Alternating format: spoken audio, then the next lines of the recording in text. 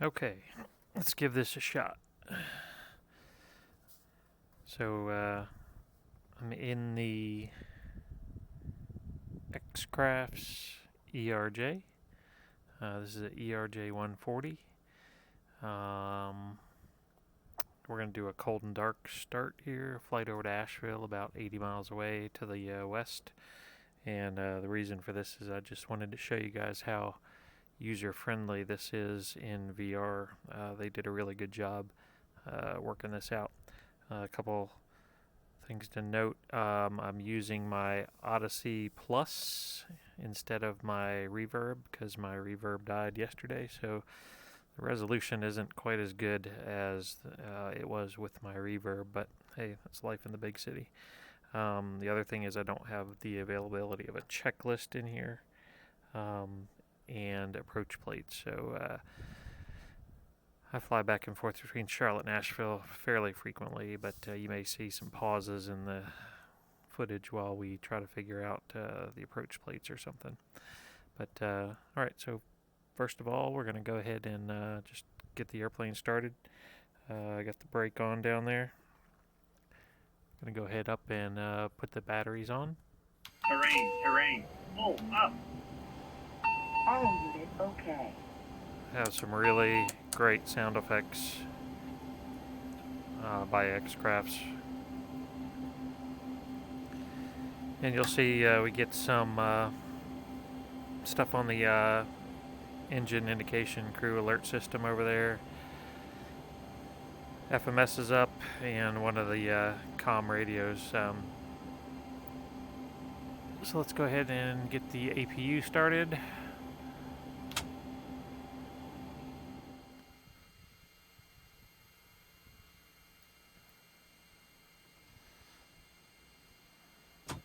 And you probably can't see it down there, but the APU percentage and temperature is coming up.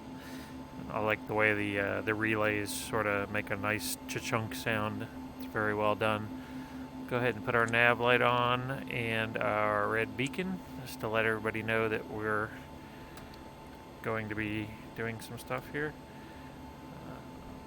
My yoke is actually in the way for some of this stuff.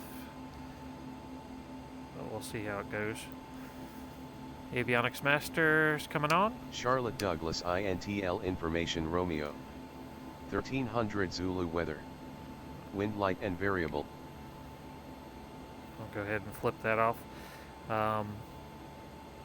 So of interest, the avionics in the ERJ is the same that I fly with in the Citation Ultra, that Primus 1000. It's pretty darn cool the way they've got it modeled. My only real complaint is that the MFD, the map display, the fonts are a little bit small to read compared to the real airplane, but it was definitely better with the reverb, so I'm going to go ahead and take off some of these things here. Very good. I'll go ahead and listen to that ATIS here real quick, just Charlotte Douglas giggles. INTL Information Romeo. 1300 Zulu weather. Wind light and variable, visibility more than 10. Sky conditions 5,500 few, 10,000 scattered, 13,000 broken, temperature 23, dew point -3. Altimeter 3009. Alright, 3009. Arriving runways 18 right, 18 center, departing run. Alright, 18 right. 18 center, we're going to be coming off a 18 left. So one of the things that is really nice about this airplane in VR is the everything's pretty much VR ready already. And also the things like the speed at which the knobs rotate. So for instance, looking down there, and you may not be able to see it, but the altitude pre-select is really fast in how quickly it moves. Things like that are really important in VR to sort of make them more realistic. It doesn't take, a minute of futzing around with the altitude pre-select in the real airplane. You just reach up there and you twist it, and that's all there is to it. So we are going to put ours to 10,000 feet.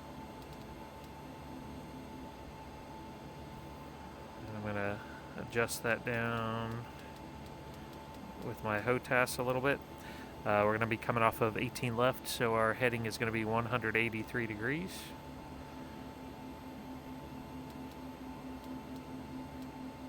Very good. Our flight director is going to be on, and I can't quite reach that because my stick is in the way. So flight director is going to be on. I like to use vertical speed mode and dial in about 2,000 feet a minute up, and that gives about 8 or 9 degrees pitch up on the flight director bars. So next thing we're going to do is, actually we'll go ahead and put on the APU air over there. We're going to bring up the FMS. So this is the Tecton FMS, coded by Steve Wilson over at Xcrafts. Does a really good job of integrating with the default FMS, but it's a little more specialized. Does take some getting used to, but once you do, it's really nice. So once it's up here, I like to pop it up here just because then I can use it in VR, assuming that my throttle and stuff aren't in the way. So I'm going to hit initialize. I'm going to hit departure, KCLT.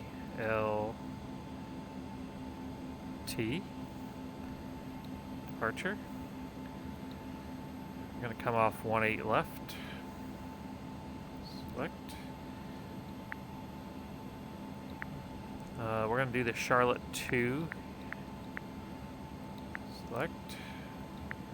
And we're going to go out to Pity transition, out to the west. Alright. And we're going to go back to there, go to arrival. Throw in KAVL for Asheville. And I could be using my mouse to do this, but it's kind of fun to do it this way. We're going to be landing on 3-5. Our approach transition is going to be off of Sugarloaf VOR.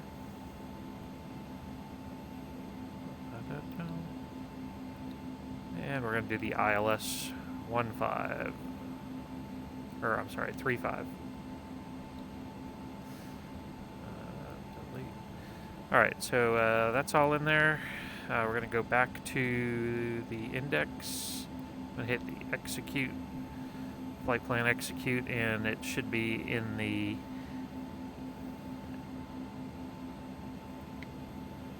FMS now, and you can see the route there going out to the west and then over Sugarloaf, then a transition. Alright, so the next thing we can do, performance page. We're going to be flaps 9 here. I'm going to put in 2,000 pounds of payload. Got 22 passengers. Takeoff thrust is going to be takeoff. And there's our V speeds, V1, VR, V2 of 126, 127, 137. The trim required is 6 degrees up, and we see that down there. Start rolling it up. I know you can't see that. There's 6 degrees of up trim,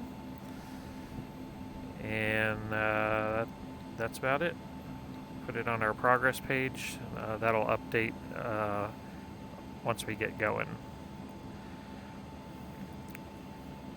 Alright, so, and we'll go ahead and go to FMS mode here. Very good. And so now it's time to start the engines. We already have the bleed air on over there. So pretty straightforward for the ERJ. We're going to open the cover. We're going to grab the switch. We're going to rotate it. We're going to wait for about 5% on the N1. Sometimes if your finger comes off the switch up there,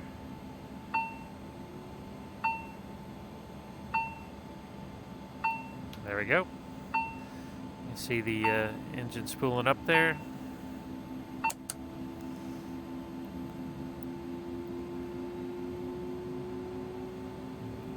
just leaning in here so that you guys can see a little bit what's going on. Again, with the reverb, this thing was way more clear. Alright. Left side's up. Emergency light not armed. That's the annunciator on the ICAS panel there. So we'll go ahead and arm that. Close the cover. Let's go with number 2.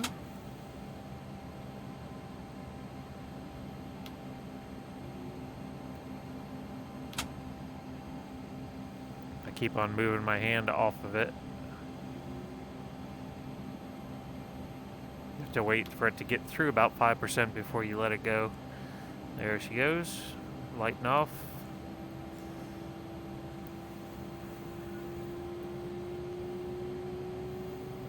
And you'll notice this mouse cursor moving around the cockpit a little bit. I do have to leave it on because I can't get to some of the items in the airplane.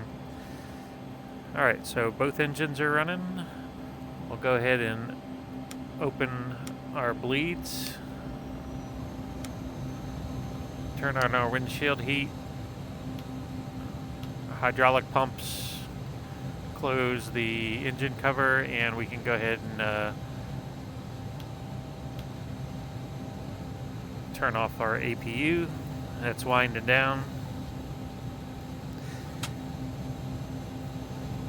Go flaps to our takeoff setting. And that's about it. We're ready to taxi here. I'll have to turn the nose wheel steering off. Or I mean on, I'm sorry. And we'll be on our way. We'll be right back with you. And okay, I'm back with you here.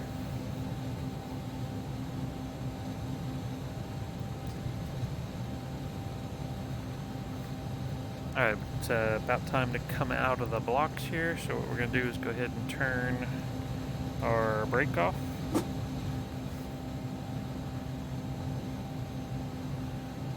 Turn our steering on, our tiller.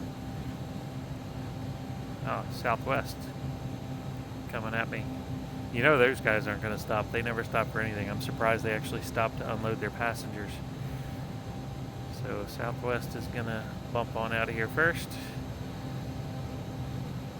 Has to make his gate time there.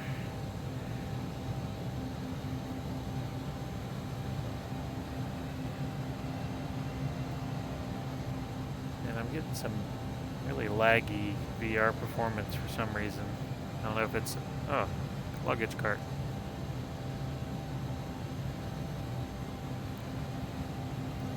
Earlier it was smooth as silk, and I think it might have had something to do with the weather visibility change. I don't know. Could be some of the traffic. Alright, so we're taxiing out to 18 left.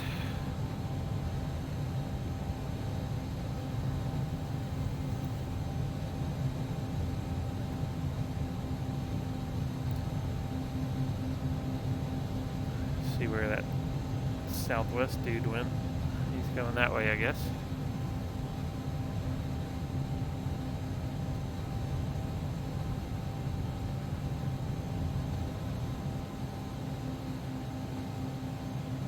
Alright, so we'll stop here. Put our brake on for a second.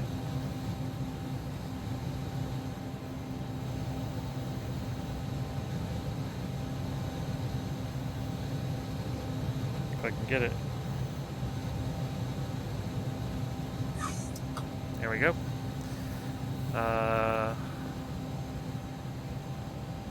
Flight director setup, heading mode is what we're going to want there.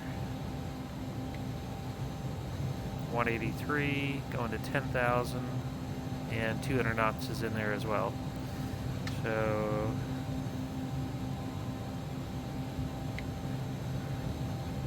everything looks good here.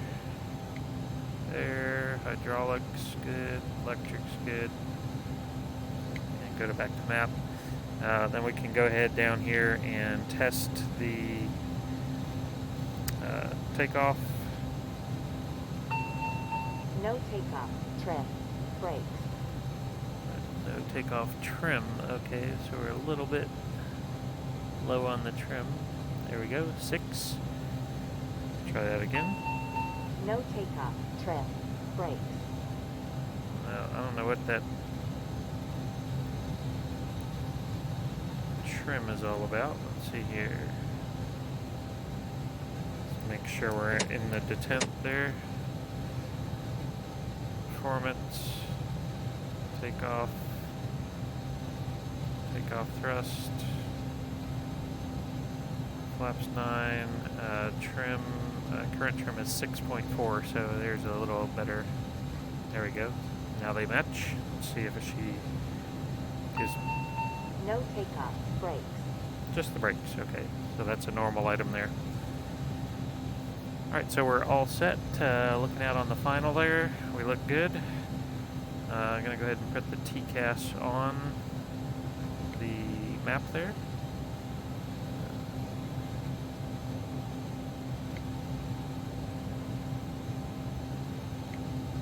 TARA, we're gonna squawk 1200.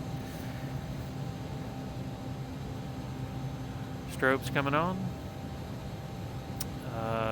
Passenger advisory stuff. There we go. Landing lights, taxi lights, wing inspections. Pretty much every light goes on. And we'll take one more look. Looks like everything is on and dark. So go ahead and roll out here.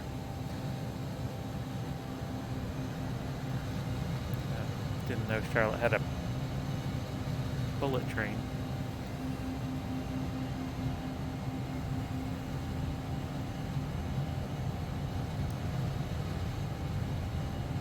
So what we'll do is we'll put the throttles forward, and then I'm going to reach down and hit the thrust button down there for takeoff, and it will automatically set takeoff thrust.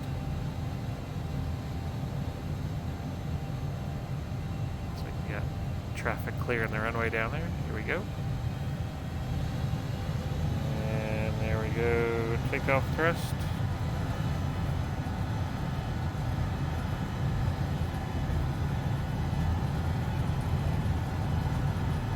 Airspeed's alive through 70. Now we're waiting for the V calls.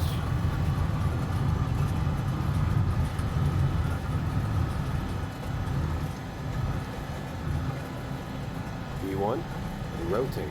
Okay. V2.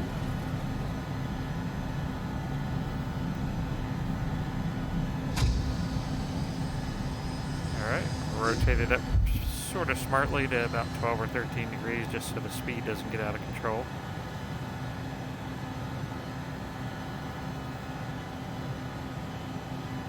Through 400 feet, I'm going to go ahead and go with flaps up. And since it's a VR demonstration here, we're going to go autopilot on. So it's going to hold that heading, and let's go with speed mode of 200. So it's going to climb there at 200. Going up to 10,000 feet. Put our lights out. And we'll go ahead and go right to start heading westbound. The heading knob could use a little more throw to it, sort of like the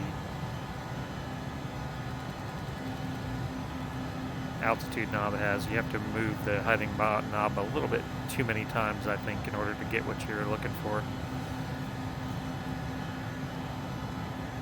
And we're going to increase speed here to 240 or so.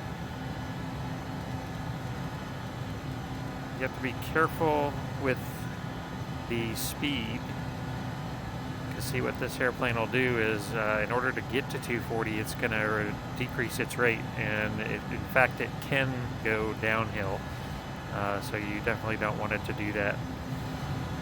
I'm going to go to climb thrust rating, so you'll hear the power come back a little bit.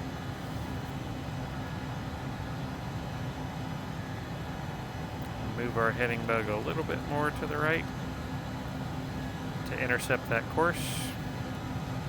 You see it's holding 240 there. I know you guys can't really see that, but it's doing a good job.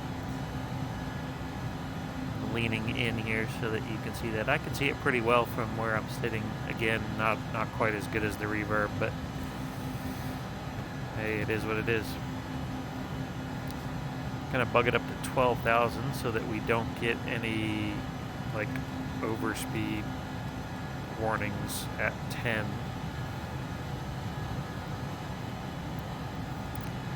So we're looking good. Flaps are up, gear is up.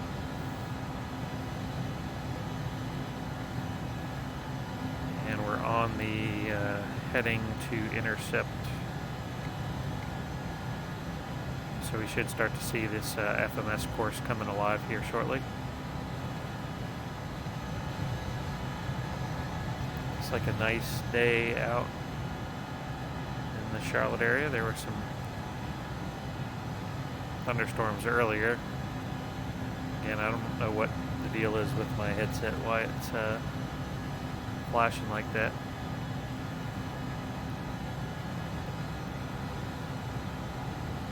Alright, the course is coming alive. We're leveling at 12,000. I'm going to go ahead and hit the nav button.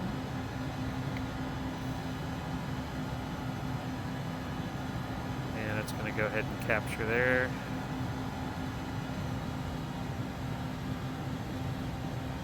And we're going to accelerate to, I don't know, around 270 knots or so on our way over to Asheville. We're not in a real big hurry to get over there.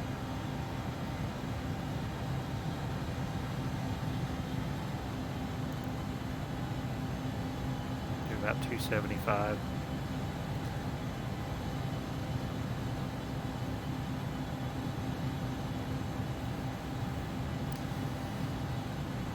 All right.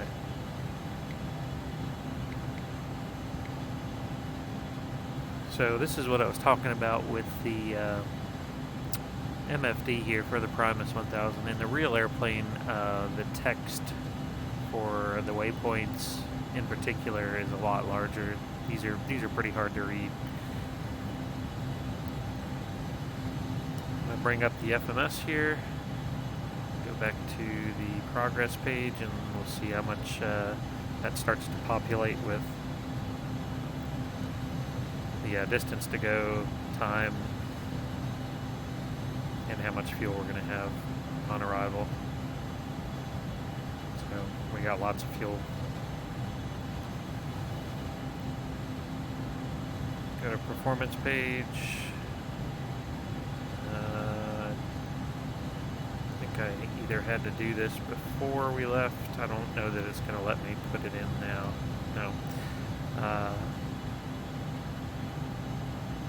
There's our V speeds for our predicted landing weight. 129 for the full flap rep speed.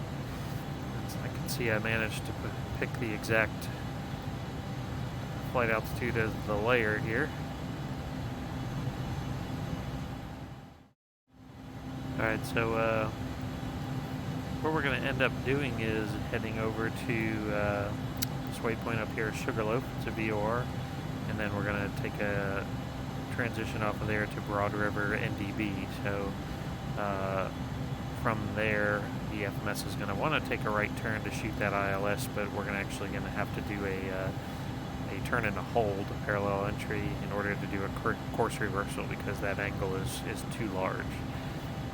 And the transition altitude is too high to just commence the approach from there. So we're going to go ahead and start on down to 8,000 feet.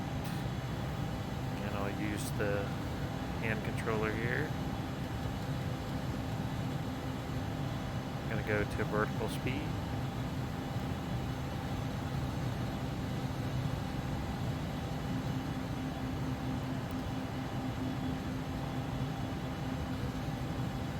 Dial in maybe 1,600 feet a minute or so.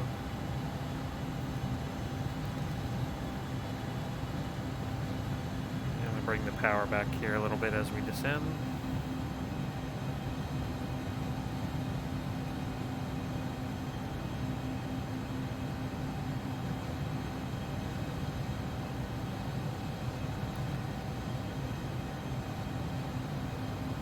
ahead and put on the terrain mode as well. And I'm going to change the bottom part to the vertical situation display. So as we get a little bit lower here, you're going to see, oh, there it is. It's starting to draw in right now. So Asheville sits in a valley, sort of a north-south running valley. The peaks around it to the east and northeast go up to over 6,000 feet, as well to the west up to 6,000. Tallest mountain east of the Mississippi is Mount Mitchell out there at 6,700 feet or 6,800 feet or something like that. All right, going through 10,000, we're going to be slowing to 250.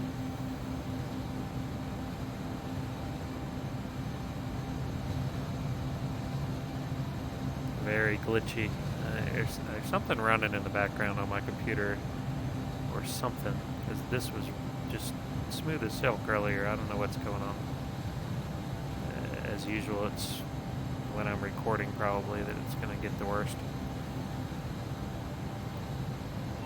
High speed. There's the High little speed. telling off on me that I'm doing High speed. above 250 below 10. High speed. High speed. High speed. High speed. High speed. There's 250, so that'll quiet down now.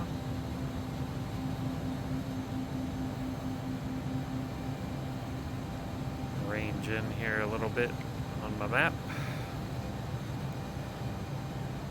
And so 110.5 is the ILS over at Asheville to 3.5. 379 is Broad River. That's an NDB out there that is the one of the initial approach fixes. That's where we're going to actually do our course reversal. We're through 9,000 for 8,000, so I'll go ahead and put the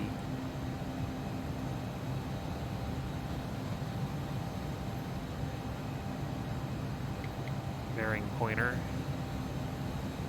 to Broad River up.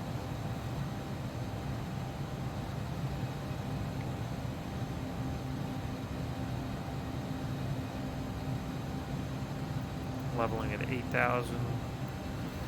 So again, you can't see it, but the bearing pointer is pointing to Broad River. We're going to Sugarloaf on the GPS or the FMS.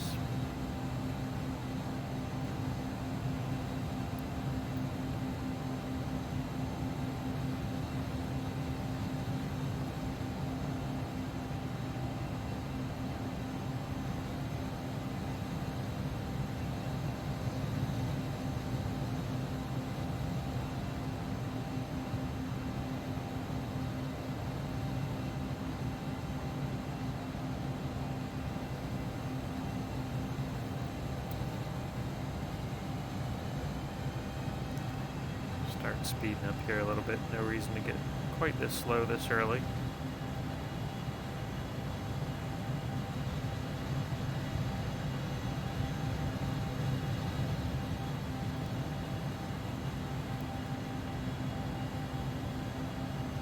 So I'm using Active Sky with a couple cloud texture packets. I mean, it's not the greatest in the world, but it's not the worst either.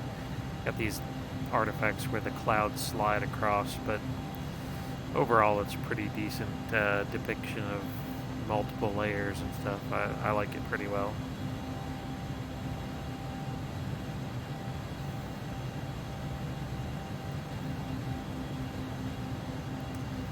So I'll go ahead and center up my heading bug here.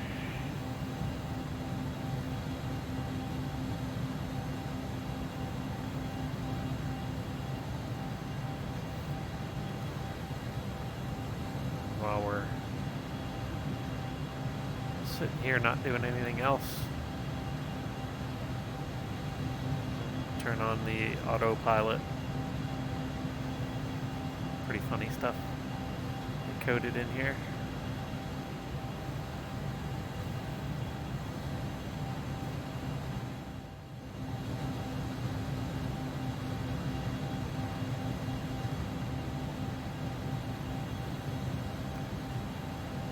So we're just cruising along here at 235 or so towards Sugarloaf. Then we're going to take that left turn. And we're about 20 miles or so from the actual ILS course.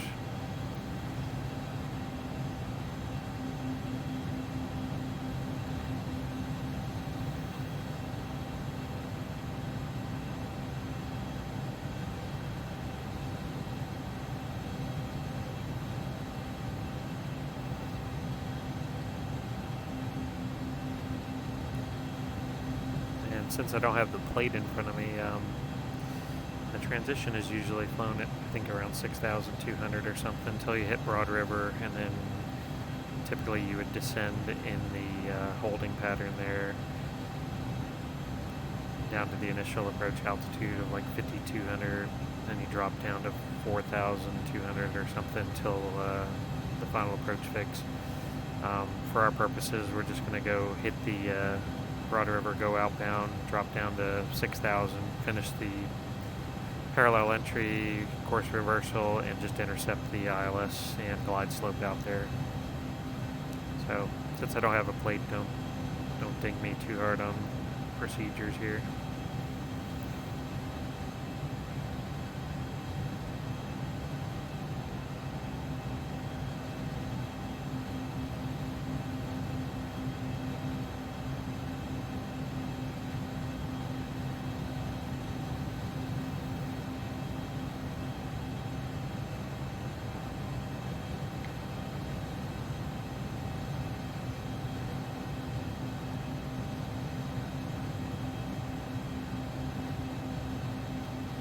So that's painting terrain. That's actually derived out of a database, so it's not a radar of any type. It's actually just drawing terrain based on your GPS position and what's in the database. That's a plugin actually for X-Plane that the developers recommend you use just to give the functionality. They didn't write the code for that. No sense duplicating something that's already been done, so it's real nice. Alright, here we are in the left turn over Sugarloaf VOR, headed out to Broad River. And I know, again, you probably can't see it there, but the magenta line there is going to try to take a right turn at Broad River and join the ILS directly, which is not the proper way to do it from Sugarloaf. If you went down to Spartanburg or somewhere down there where the angle was a little less, then yes, you would be able to do that. So we're going to drop down to 7,000 here.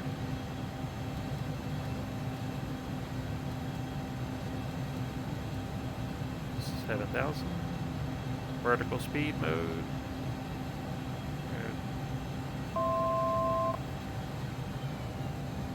And we're going to go ahead and get our first notch of flaps in. Flap speeds here are 250, 200, and 145. So we're well below the first notch of flap speed.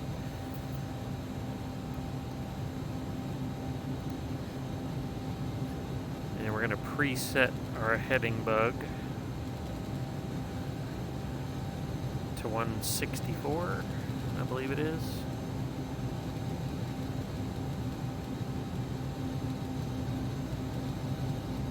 Might be 162, I don't know. I'm going to use 164.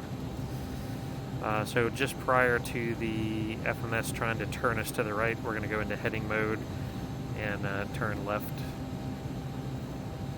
Let me pause for 1 second here and I'll go ahead and check the chart just so we get it right. Okay, so I went ahead and checked 167 outbound, 347 inbound for the ILS.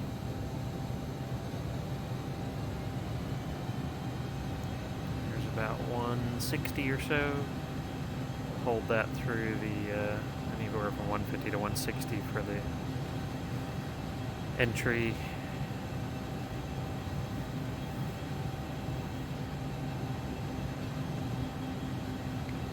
There you can see that magenta line there, wanting to take us directly inbound. So just as it's getting ready to make that right turn, I'm going to hit the heading knob there on the flight director, and that'll take us outbound.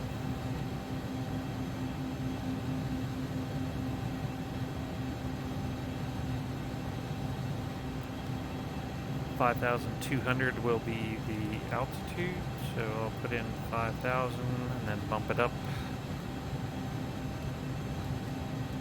5,200. That's the procedure turn altitude.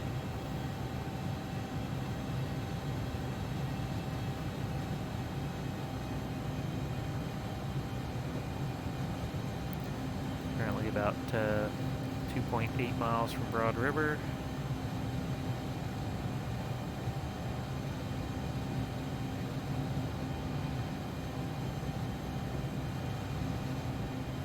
Still in the clouds here. Just like real life.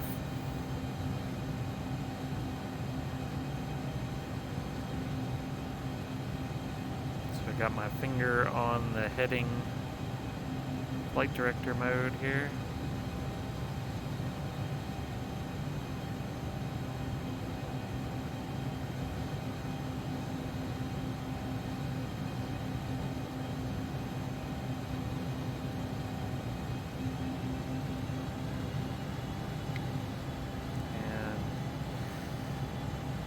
Go ahead and speed back up here a little bit, make that left turn. I'm going to switch to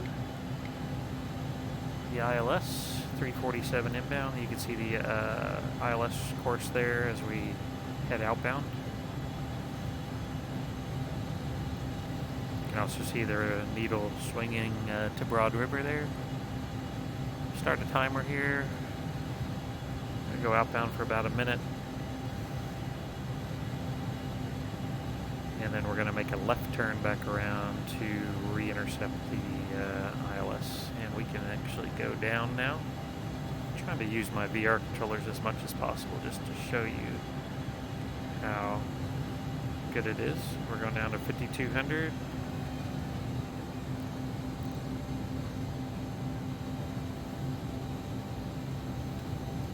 See, we're just a little bit to the west side of that parallel entry, which is okay.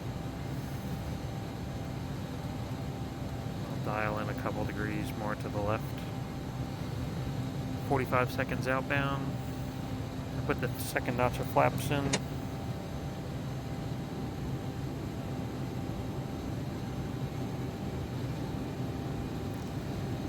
There's 1 minute. So we'll go ahead and heading around to the right. Or I'm sorry, to the left.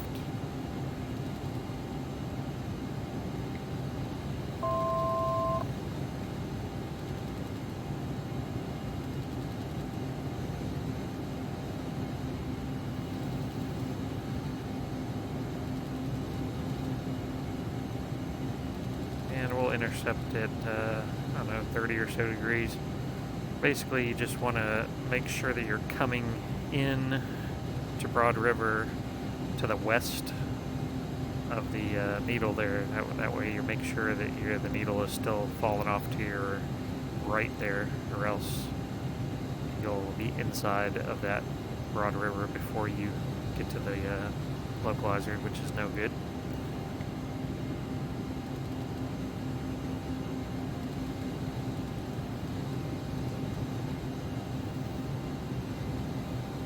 Since this is a parallel entry, this sort of does teardrop you back around to intercept closer to the fix.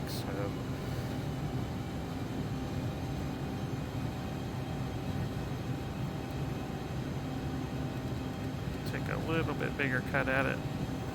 Watch that speed coming down.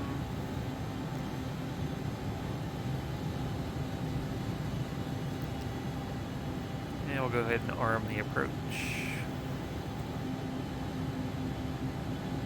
There it is.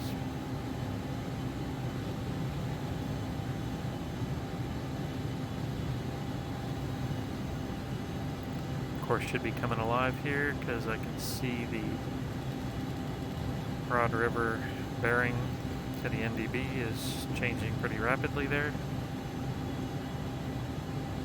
Glide slope's alive.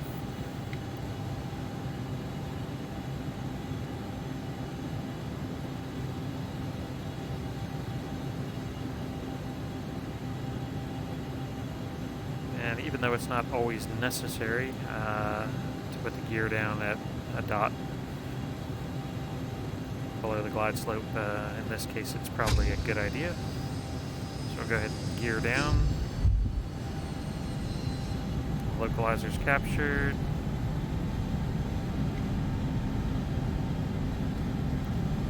Center up the heading bug.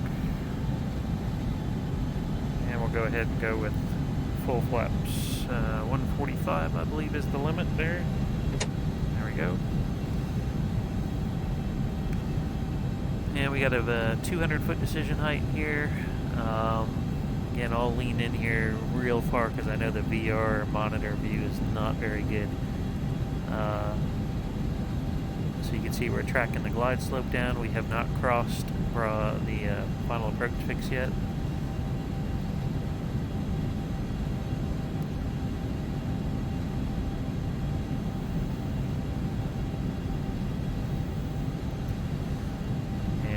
We would also dial in a missed approach altitude, which I don't have the plate again right in front of me, so I'm going to put in 7,000 because I know that, actually we'll make it 8,000 because I know that's clear of all the terrain east of the Mississippi anyway.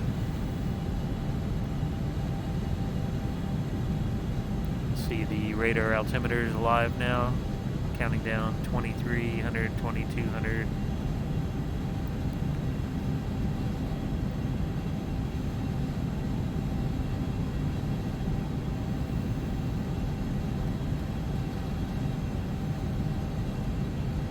So this was good. This was actually a pretty legit instrument approach.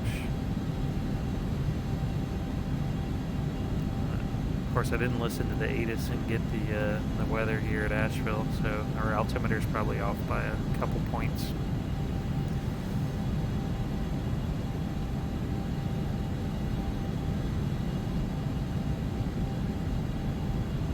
That is the one drawback to VR, is accessibility of charts and stuff isn't quite as handy until you do things like importing windows, use an OVR drop, or I'm hoping like AviTab might be added to this airplane where you can just drop some plates in, but I haven't found a real like easy to use, just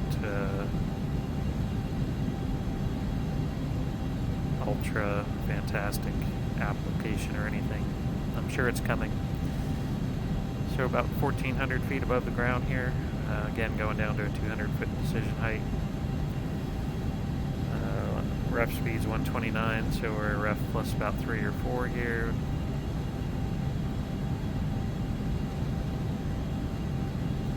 On the glide slope on the localizer, the autopilot's doing a fantastic job.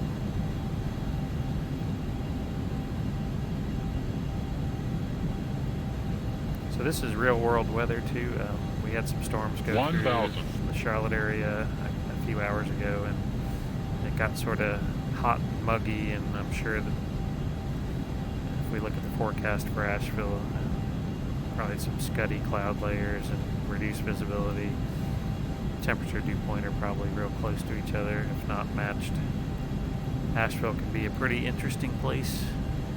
About 600 to go or so.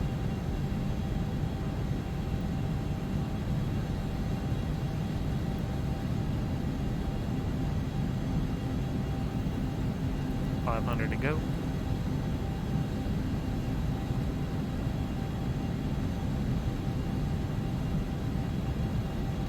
$400 to go.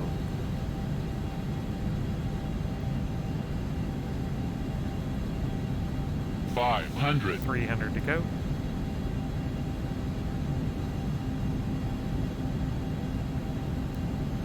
$200 to go.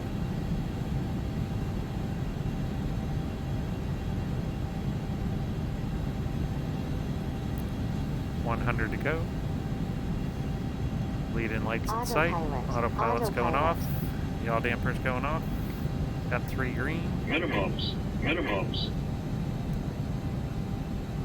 100. Full flaps are in. The autopilot, yaw damp are off. 50.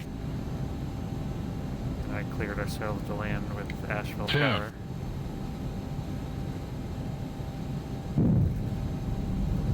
Alright, thrust reverser's going out.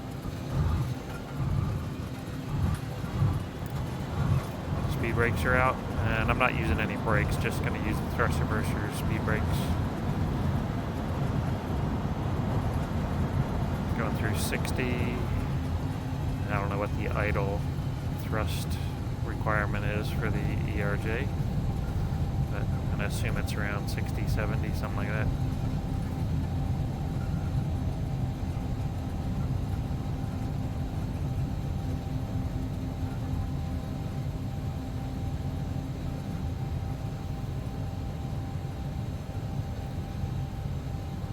Alright, clear the runway here.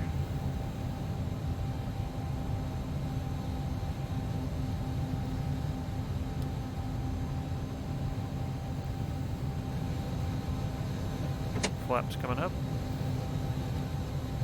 Speed brake is closed.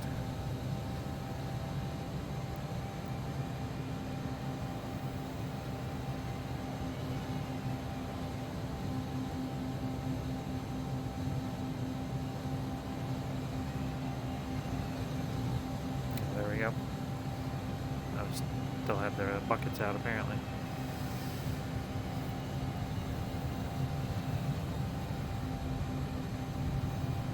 I did forget my lights, but actually that probably works out.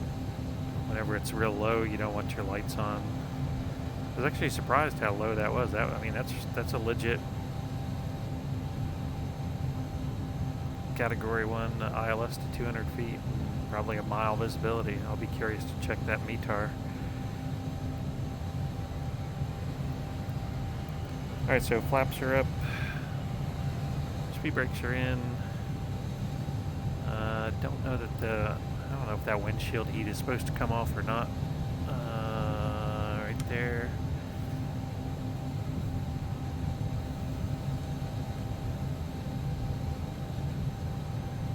And you notice that right at minimums there, I just thumbed the trim to turn the autopilot off, and then I also turn the yaw damp off manually. Normally on the yoke, at least the airplanes I fly, there's a 2-level red button on the yoke. The first level will take the autopilot off, and the second level, when you depress it all the way, it'll take the yaw damp off as well. So everybody I know has landed with the yaw damp on once, and you don't really even almost realize it until you go to turn off the runway, and the rudder pedals are real stiff. It's embarrassing.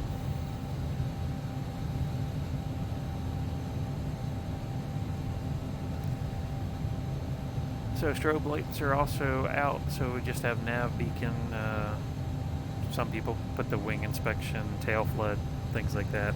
They're always good to help ATC see you, but you don't want your strobes on blinding people.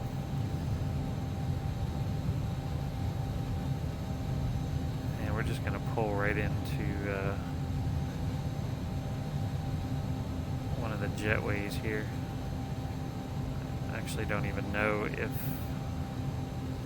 the ERJ uses jetways. Everywhere I see them, they tend to use just air stairs, or some places like DC, they have these funny little covers that are sort of like jetways. I suppose some places do use them.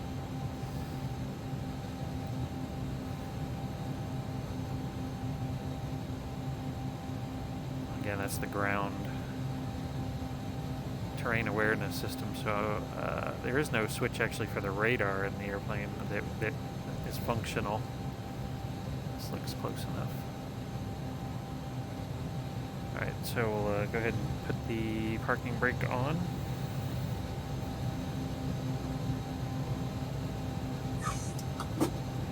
Come on. There we go. Didn't take my chair is actually in the way here. Let's see if that worked. Yeah. All right. We'll go ahead and we'll start the APU.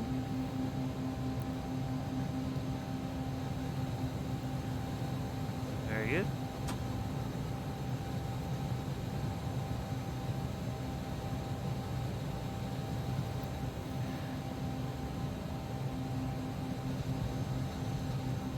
Mario Andretti there. I'll turn our APU bleed on there, which I haven't quite figured out why that means on and everything else is dark. I don't know. We'll go ahead and shut our engines off.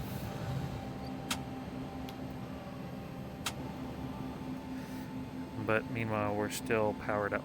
So that was it. A fairly quick, probably not to you, flight Charlotte to Asheville with a legit ILS procedure turn and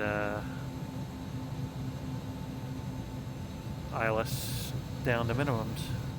So I don't know what. I guess some like flight simmers have like utilities that'll actually make the jet bridges and stuff work. I'm not that hardcore. This is where you put your cigarette out if you smoke, right out through there. Back when I started, I had a director of ops that would smoke and just leave his hand out the window. So anyway, ERJ series by X-Craft, awesome airplane for VR. You can see how much smoother it is here. I think my choppiness was due to some multiple layers of clouds or something. I don't know. It's really awesome in VR. It's even better with the reverb. I'm using the Odyssey Plus. It's pretty good just sitting here. I mean, I can read pretty much everything except for the small fonts on the MFD, like the ICAS page, the alerts. I can read those. I can read them even better there. But like sitting here, I can see the generators, stuff like that. But with the reverb, it would have been like no-brainer. You can just sit here and read all that stuff. It's that good. Although the hardware was obviously awful, apparently. So we'll see you later. Thanks for tuning in.